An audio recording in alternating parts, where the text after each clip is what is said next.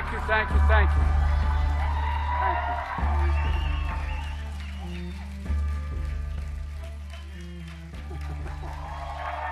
Well, thank you. Thank you. Thank you. Please. Thank you. Please. Thank you very, very much. Today, the topic of my speech today is deadly serious, and I think it needs to be made at the outset of this campaign. In the winter of 1777, it was harsh and cold as the Continental Army marched to Valley Forge. General George Washington knew he faced the most daunting of tasks: to fight and win a war against the most powerful empire existent in the world at the time. His mission was clear: liberty, not conquest; freedom, not domination; national independence, not individual glory. America had made a vow: never again would we bow down to a king. Months ahead would be incredibly difficult. But General Washington knew something in his bones, something about the spirit of the troops he was leading, something about the soul of the nation he was struggling to be born. In his general order, he predicted, and I quote, "With one heart and one mind, with fortitude and with patience, they would overcome every difficulty," the troops he was leading. And they did. They did. This army that lacked blankets and food, clothes and shoes, this army whose march left bloody bare footprints in the snow, this ragtag army made up of ordinary people, their mission, George Washington declared, was nothing less than a sacred cause. That was the phrase he used, a sacred cause. Freedom, liberty, democracy, American democracy. I just visited the grounds of Valley Forge. I've been there a number of times since the time I was a Boy Scout years ago. You know, it's the very site that I think every American should visit, because it tells the story of the pain and the suffering and the true patriotism it took to make America. Today we gather in a new year, some 246 years later, just one day before January 6th.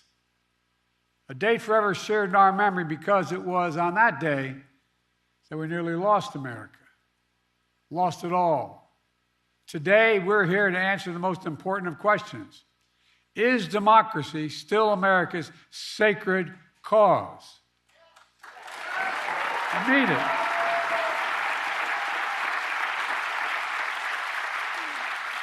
This is not rhetorical, academic, or hypothetical. Whether democracy is still America's sacred cause is the most urgent question of our time. And it's what the 2024 election is all about. The choice is clear. Donald Trump's campaign is about him, not America, not you. Donald Trump's campaign is obsessed with the past, not the future. He's willing to sacrifice our democracy, put himself in power. Our campaign is different. For me and Kamala, our campaign is about America. It's about you. It's about every age and background that occupy this country. It's about the future we're going to continue to build together. And our campaign is about preserving and strengthening our American democracy. 3 years ago tomorrow, we saw with our own eyes the violent mob storm the United States Capitol. It was almost in disbelief as you first turned on the television. For the first time in our history, insurrectionists had come to stop the peaceful transfer of power in America. First time. Smashing windows, shattering doors, attacking the police. Outside, gallows were erected as the MAGA crowd chanted, "Hang Mike Pence."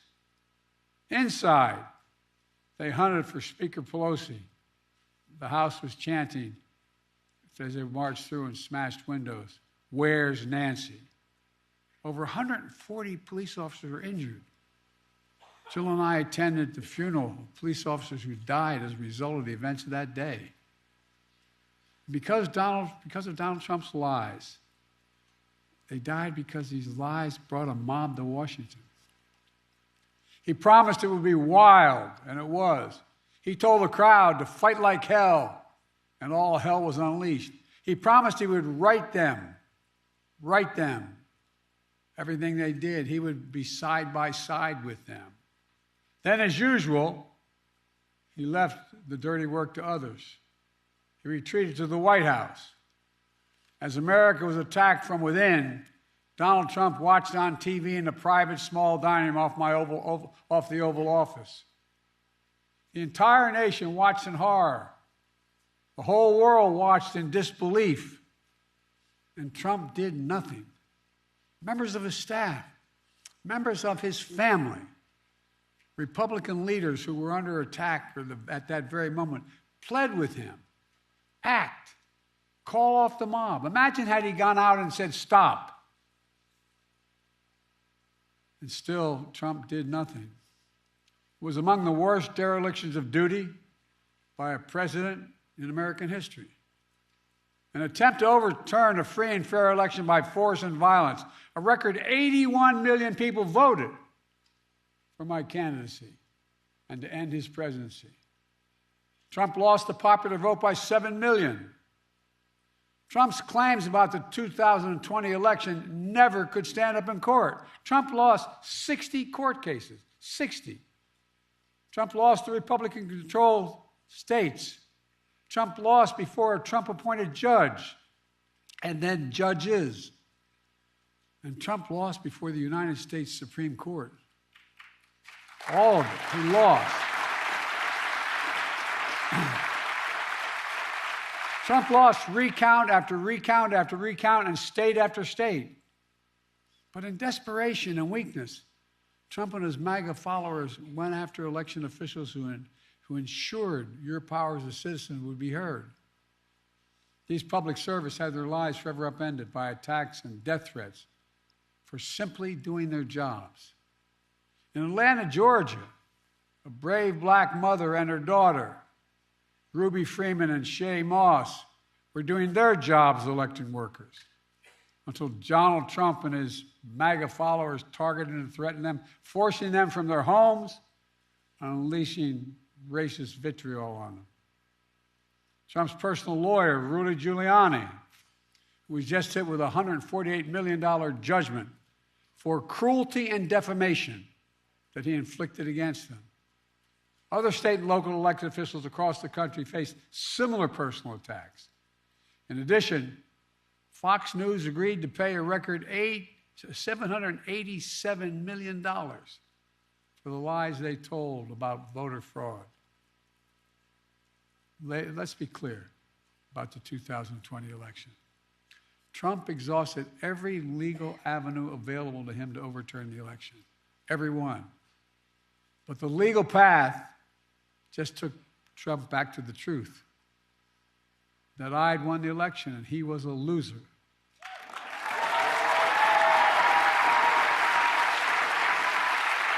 Well,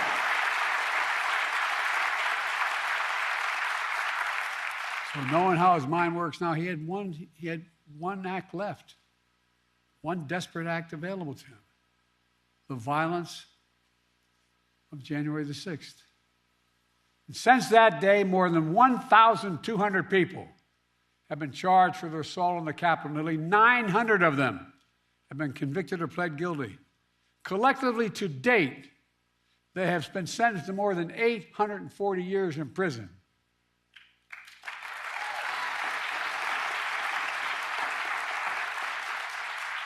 And what's Trump done? Instead of calling them criminals, he's called these insurrectionists patriots. They're patriots. And he promised to pardon them if he returns to office. Trump said that there was a lot of love on January the 6th.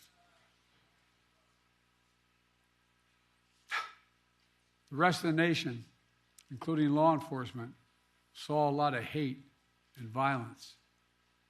One Capitol police officer called it a medieval battle. That same officer was called vile racist names. He said he was more afraid in the Capitol of the United States of America, in the chambers, than when he was fighting as a soldier in the war in Iraq. He said he was more afraid inside the halls of Congress than fighting in the war in Iraq. And trying to rewrite the facts of January 6th, Trump is trying to steal history the same way he tried to steal the election. But we knew the truth because we saw it with our own eyes. This wasn't like a story being told. It was on television repeatedly. We saw it with our own eyes. Trump's mob wasn't a peaceful protest. It was a violent assault. They were insurrectionists, not patriots. They weren't there to uphold the Constitution. They were there to destroy the Constitution. Trump won't do what an American president must do. He refuses to denounce political violence. So hear me clearly. I'll say what Donald Trump won't. Political violence is never, ever acceptable in the United States political system. Never, never, never. It has no place in a democracy, none. You can't be pro-insurrectionist and pro-American. And yet Trump and his MAGA supporters not only embrace political violence, but they laugh about it. At his rally, he jokes about an intruder, whipped up by the big Trump lie, taking a hammer to Paul Pelosi's skull and echoing the very same words used on January 6th. Where's Nancy? And he thinks that's funny. He laughed about it. What a sick... My God.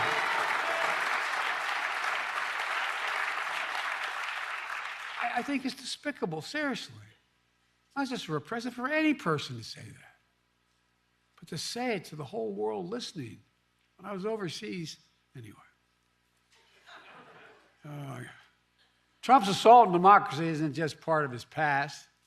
It's what he's promising for the future. He's being straightforward. He's not hiding the ball. His first rally for the 2024 campaign opened with a choir of January 6th insurrectionists singing from prison on a cell phone, while images of the January 6th riot played on a big screen behind him at his rally. Can you believe that? This is like something out of a fairy tale, a bad fairy tale. Trump began his 2024 campaign by glorifying the failed violent insurrection on our Capitol. The guy who claims law and order sows lawlessness and disorder. Trump's not concerned about your future, I promise you. Trump is now promising a full-scale campaign of revenge and retribution, his words, for some years to come. They were his words, not mine. He went on to say he'd be a dictator on day one. I mean, if I were writing a book of fiction, I said an American president said that, and not in jest. He called in, I quote, the termination, quote, this is a quote, the termination of all the rules, regulations, and articles, even those found in the U.S. Constitution, should be terminated if it fits his will. It's really kind of hard to believe. Even found in the Constitution, he could terminate? He's threatened the former chairman of the Joint Chiefs of Staff with the death penalty. Says he should be put to death because the chairman put his oath to the Constitution ahead of his personal loyalty to Trump. This is coming from a president who called, when he visited cemeteries, called dead soldiers suckers and losers. Remember that?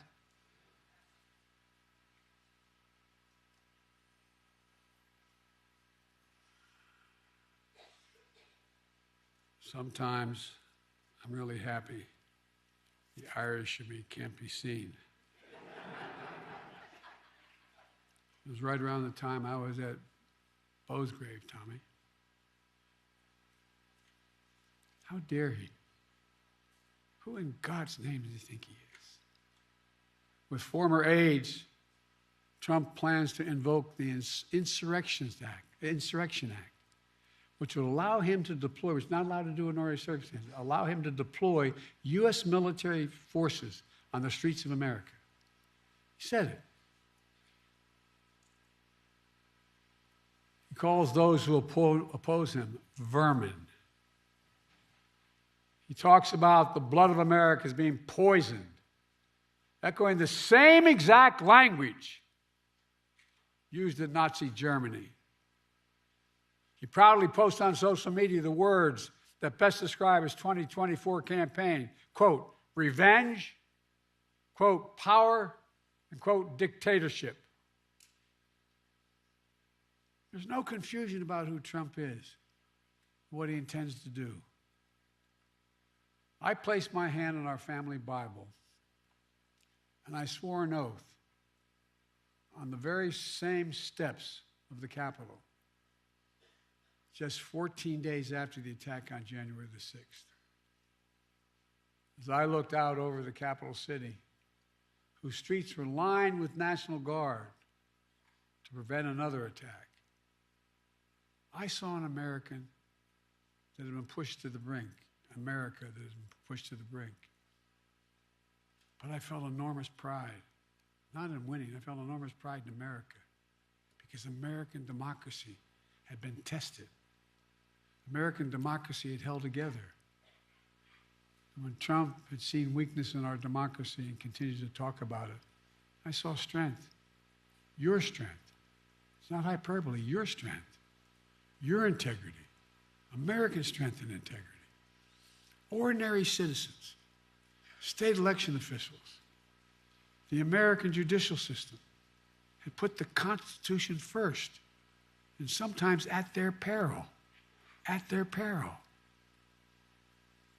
Because of them, because of you, the will of the people prevailed. Not the anger of the mob or the appetites of one man.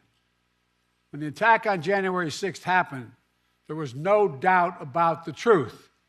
At the time, even Republican members of Congress and Fox News commentators publicly and privately condemned the attack.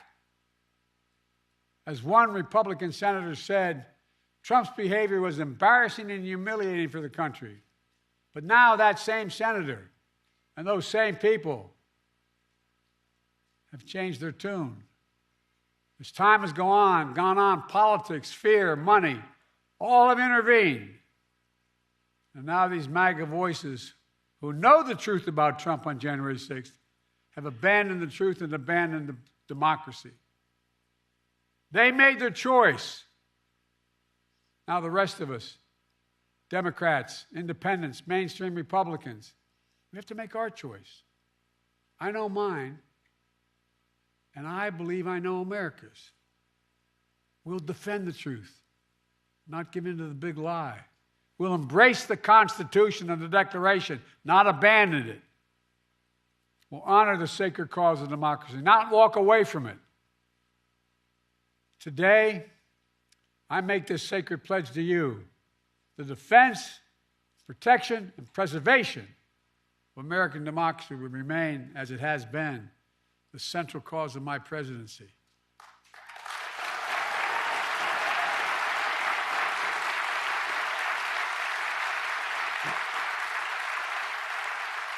America, as we begin this election year, we must be clear.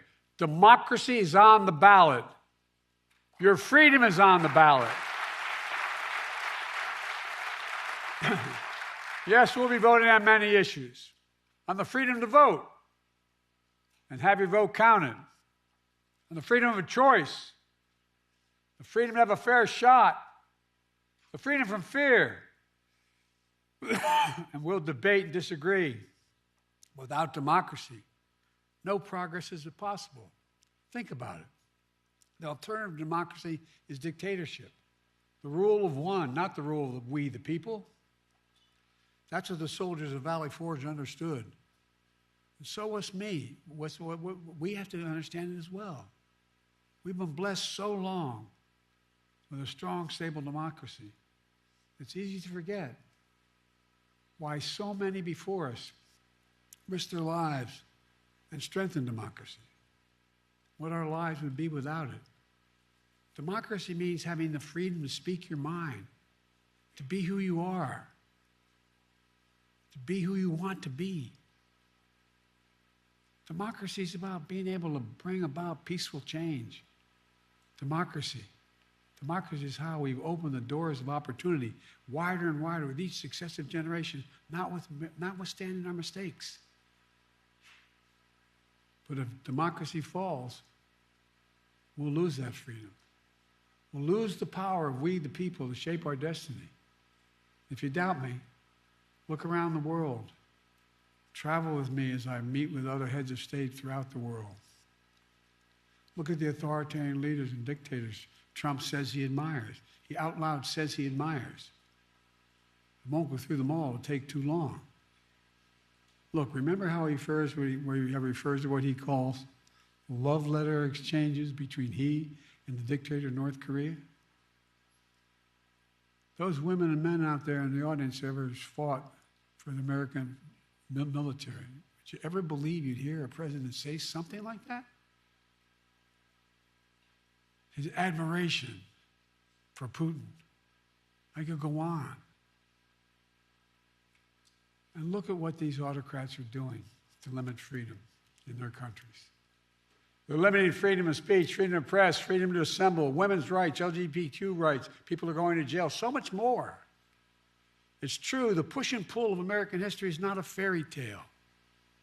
Every stride forward in America is met with ferocious backlash many times from those who fear progress and those who exploit that fear for their own personal gain. From those who traffic in lies, told for power and profit. For those who are driven by grievance and grift, consumed by conspiracy and victimhood. From those who seek to bury history and ban books.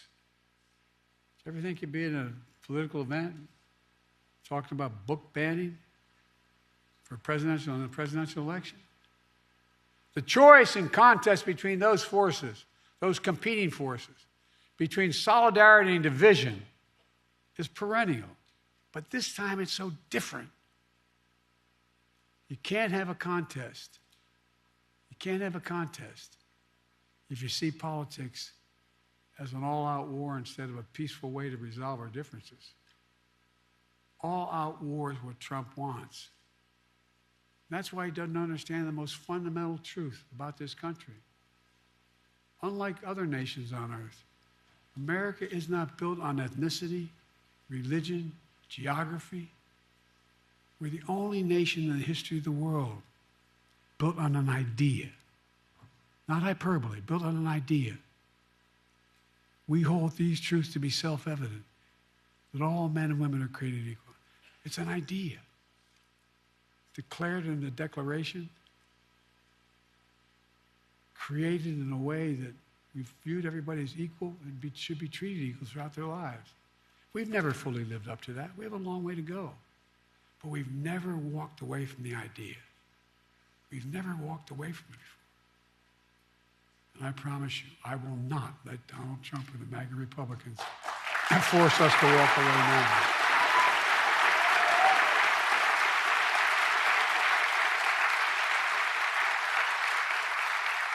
We're living in an era where a determined minority is doing everything in its power to try to destroy our democracy for their own agenda.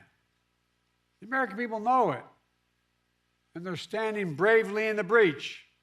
Remember after 2020, January 6th insurrection to undo the election in which more Americans had voted than any other in American history?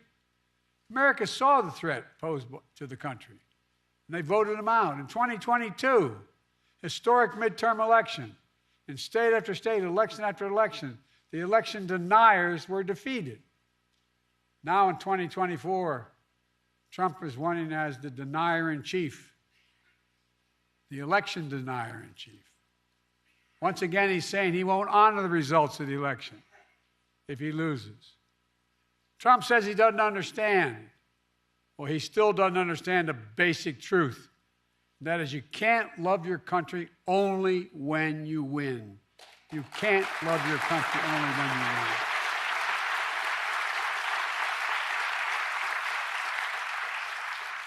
So I'll keep my commitment to be president for all of America, whether you voted for me or not.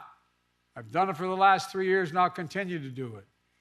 Together, we can keep proving that America is still a country that believes in decency, dignity, honesty, honor, truth. We still believe that no one, not even the president, is above the law. We still believe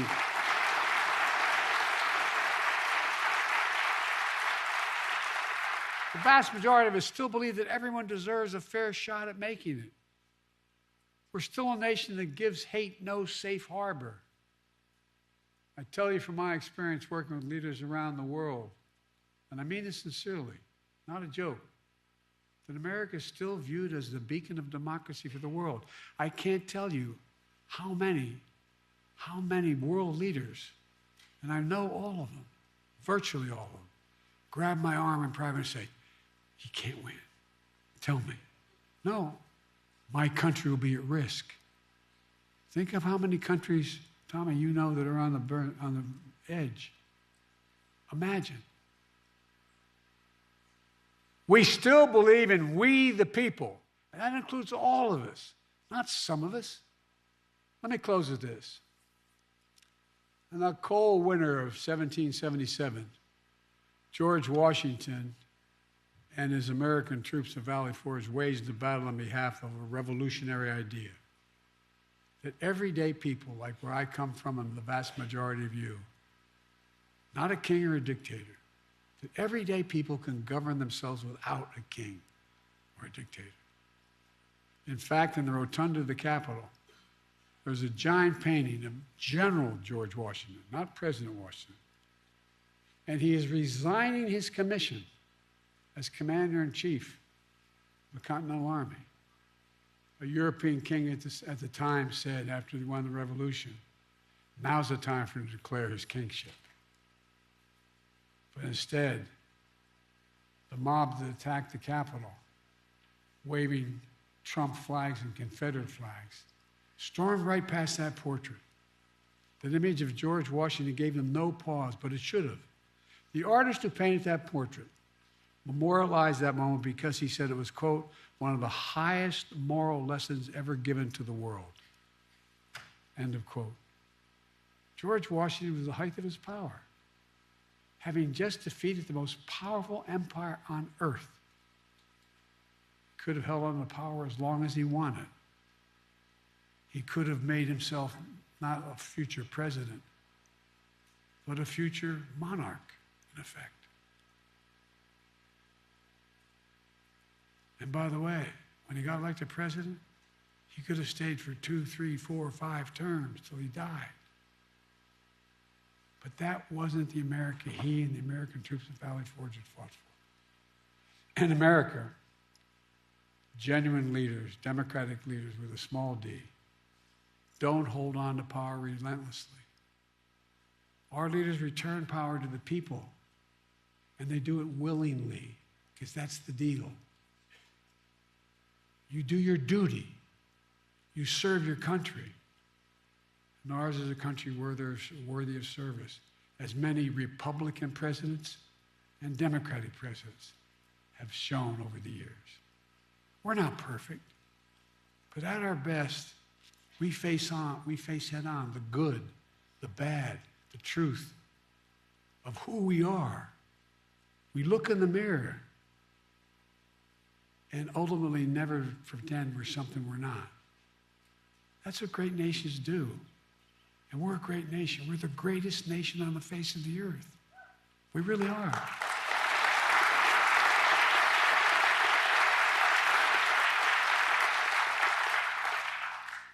That's the America I see in our future. We get up. We carry on.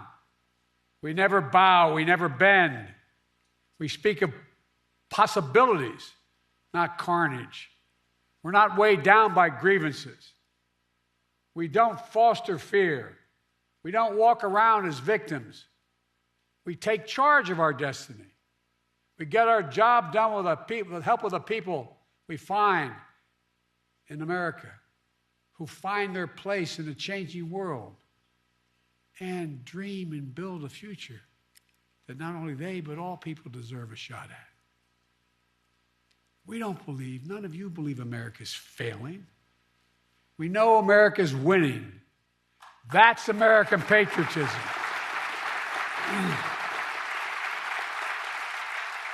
It's not winning because of Joe Biden. It's winning. This is the first national election since January 6th. Insurrection placed a dagger at the throat of American democracy since that moment. We all know who Donald Trump is. The question we have to answer is, who are we? That's what's at stake. Who are we? In the year ahead, as you talk to your family and friends, cast your ballots. The power is in your hands. After all we've been through in our history, from independence to civil war to 2 world wars to a pandemic to insurrection, I refuse to believe that in 2024 we Americans will choose to walk away from what's made us the greatest nation in the history of the world. Freedom, liberty, democracy is still a sacred cause, and there's no country in the world better positioned to lead the world than America. That's why, I've said it many times, that's why I've never been more optimistic about our future, and I've been doing this a hell of a long time. Just to remember who we are, with patience and fortitude, with one heart. We are the United States of America, for God's sake. I mean it. There is nothing. I believe with every fiber, there's nothing beyond our capacity if we act together and decently with one another. Nothing, nothing, nothing. I mean it. We're the only nation in the world that's come out of every crisis stronger than we went into that crisis. That was true yesterday. It is true today. And I guarantee you it will be true tomorrow. God bless you all, and may God protect our troops. Thank you. Thank you.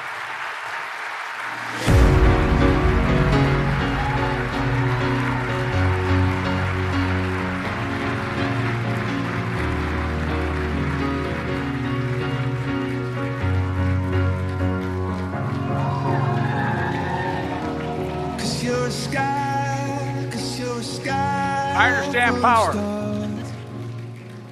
Thank you all, sir.